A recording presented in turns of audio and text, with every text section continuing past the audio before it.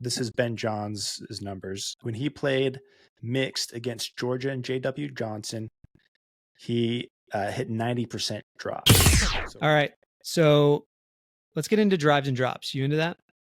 Yeah. Tell me what your question is there.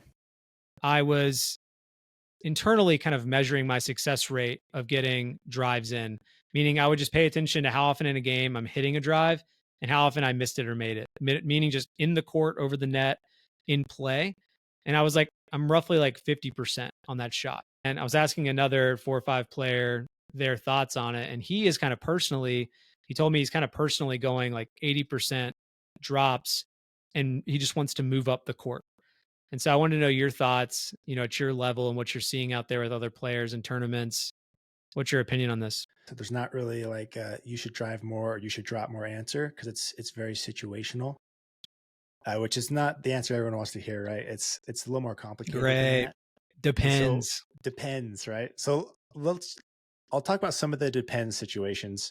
I did find some stats I was going to share around the percentage of drives versus drops for pros. Yeah, hit me with these just to metrics. show you like that there is strategy behind it, and there is this depends factor.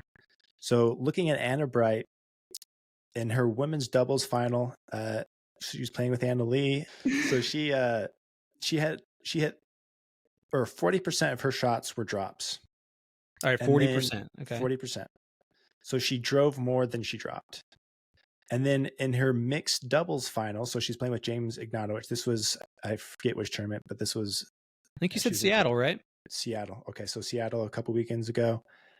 So she's playing with James, and she hit 75% of her thirds were drops. So she hit way more drops in mixed than she does in women's doubles. So she's more aggressive with drives when she's playing women's. In mixed, she's a little more passive with her drives. So there's some strategy. There's some reason behind that. And then to kind of further point this, or solidify my point, this is Ben Johns' numbers. So when he played mixed against Georgia and J.W. Johnson, he hit 90% drops. So a ton of drops, wow. Way more than drives.